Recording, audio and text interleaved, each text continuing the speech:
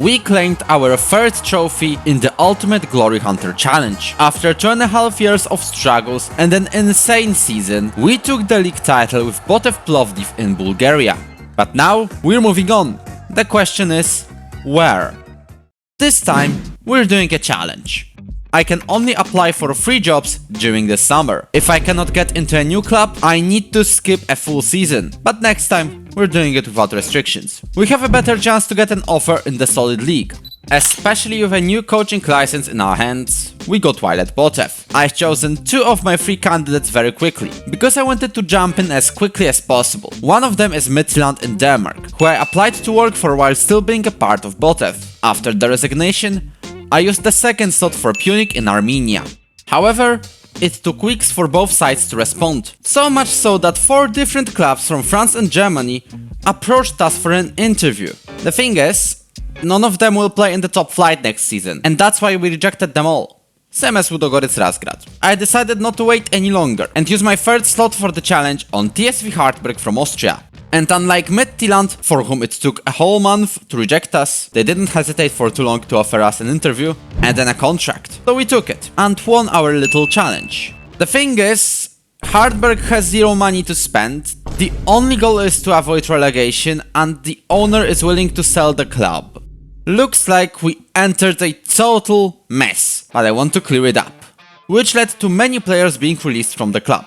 Mainly because the wages they wanted to take were way too high. And though I wanted to sign our Botev star Martin Georgiev, he was way out of reach. So we only signed 3 agents. Brian Overkerk from ADO Den Haag and Arjan Malic, who last played in Sturm Graz, with those 2 being the only moves we could make before our first game against Austria Klagenfurt. In terms of the tactic, we went for the traditional 4-3-3, with an emphasis of playing counter-attacking football. The season preview had us barely escaping relegation, and it showed on our debut. One part of our team was doing pretty well, the attacking one, scoring 3 goals. The problem is the other part was not, and they conceded 4 goals, which makes our opening day a loss. The RB Salzburg encounter was also a loss, 3-0 to be exact, which was kind of expected. So for the rest of the window, we looked for anyone who could jump straight into our starting 11. What helped us was selling our main defensive midfielder Benjamin Markusz to Levante for 3.7 million, partially sorting out our financial troubles. But we only get 10% of the transfer revenue,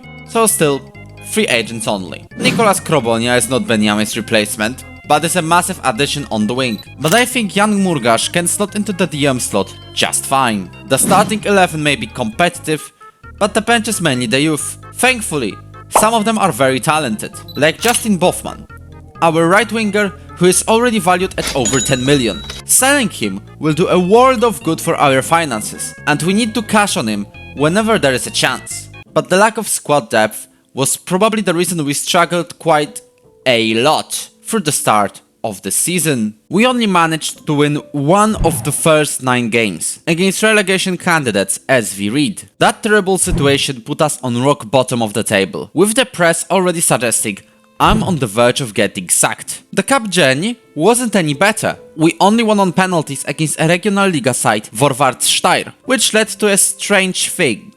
Okay, what? I have simulated the match, we've won it, in the cup. What's going on? Squad is unhappy for some reason. Where's the option I simulated the match and have 0 control over it? SV Ried knocked us out in the 3rd round anyway. And when I realized we'll be playing against 3 of the biggest teams in Austria, I thought we might as well look for a new job. But stranger things have happened in football history. Sturm Graz won 3-0, which only confirmed my concerns, but against Austria Wien, that strange thing happened. We took the lead against the Violets, and we did it twice. Victory was really on the cards, but the youngster Filip Verhoening also had a great day, scoring a brace. This draw was great already, but another strange thing happened against RB Salzburg. We again took the lead, with an absolute banger from Jan Murgash.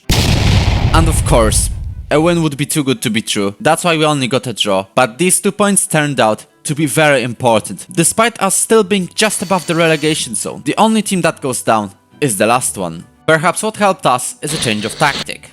A switch to a 4-2-3-1 and letting one of the midfielders go forward was the one thing we needed to score more goals and win games. It brought 3 wins in 5, and a 7th place to end the round. The championship group is very unlikely, and with heavy debt still in mind, we have to focus on getting our finances straight and get a huge rebuild. Starting with a return of our midfielder from the days of FK Auda, Tomas Correa, joins us on a free transfer. We also wanted to sell our star winger Justin Bofman to help the club's finances. But despite some little interest from the clubs, nobody decided to sign Justin, so I guess he stays, exactly like a lot of depth. Only other signing was a free loan from Tottenham, by the name of Bukayo Parkin. Him joining did not help at all though.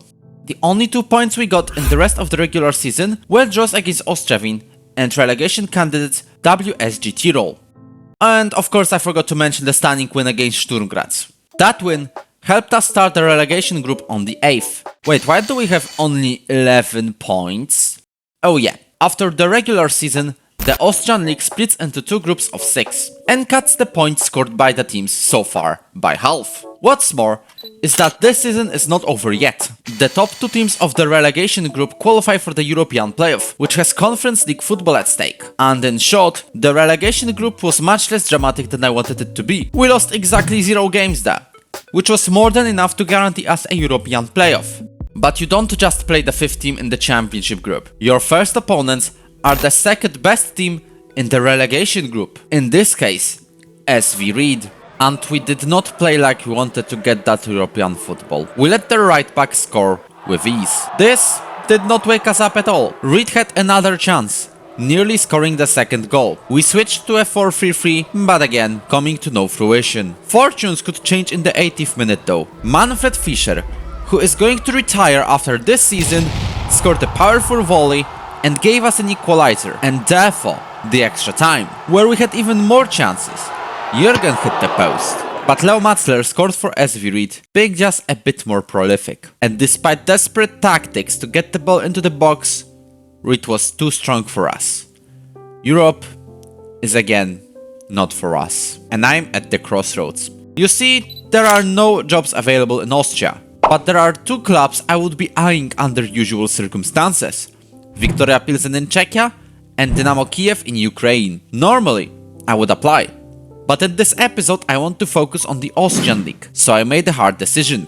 Whenever a job in the top 4 sites opens up, we'll jump straight at it. Unless we at Hartberg will magically perform much better. There is some hope for a brighter future, with takeover talks finally being resolved. But there is another problem, and that is many of our players have their contracts running out. Some of them, including our starting left back Marcel Pfeiffer, are not interested in staying. So turns out we will do a massive rebuild. More departures include Karamoko going to Onże, Jens Brammer going to Valur Reykjavik, Pfeiffer to Blau-Weiß Linz, Rafael Salinger to Al-Gharafa NKC, Niklas Gerhofer to Real Valladolid, or Paul Brachko to Asteras Tripolis in Greece. But most importantly, Justin Bofman started getting huge offers. Sunderland offered a deal of potentially 15 million euros, which we had to accept. What's more, we got an offer to loan him back, which we had to take as well.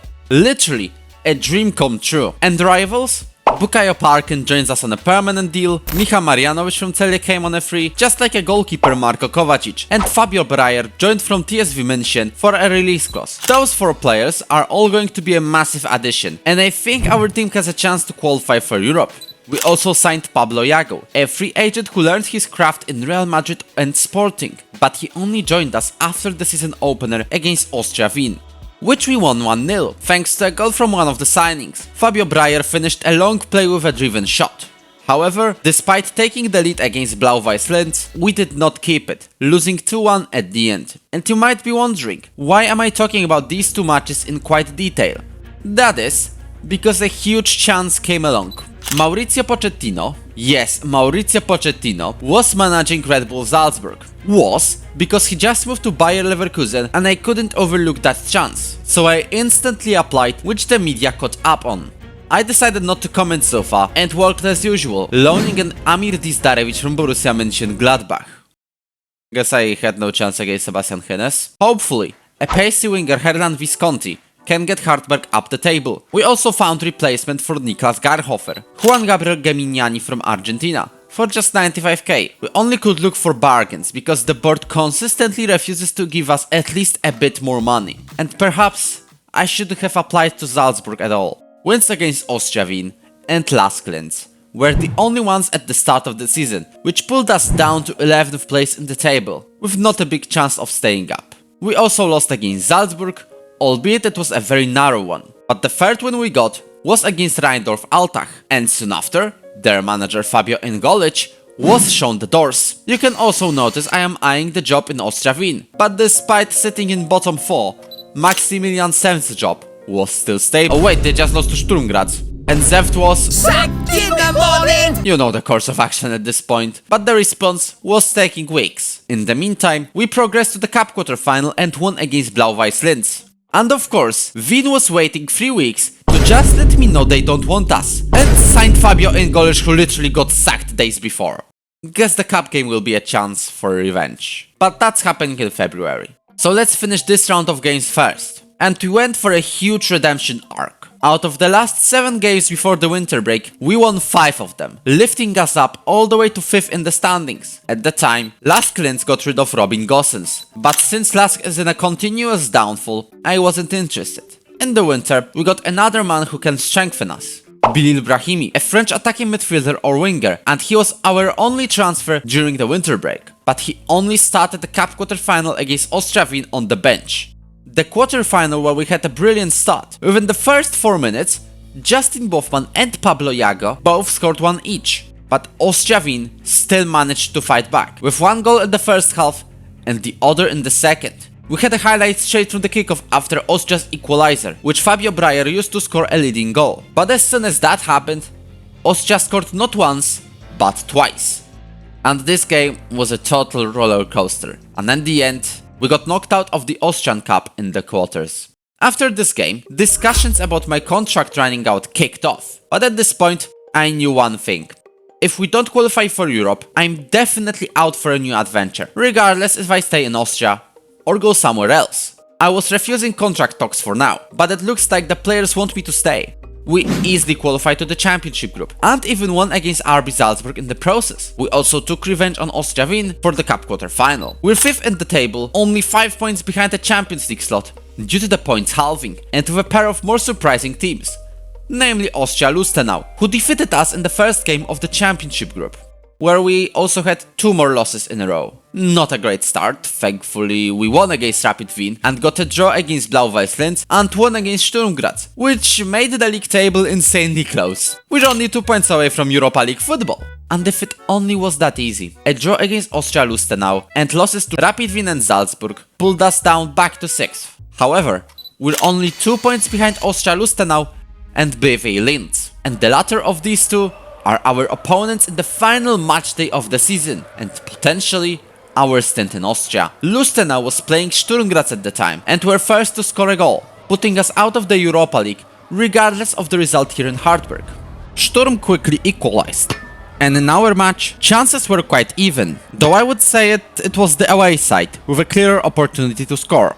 However, in the second half, our moment came. Thomas Correa reminded himself of his long shot skills and put one of them in the bottom corner. We kept shooting from distance, but it wasn't really working after the goal, and the side from Linz got on to equalize.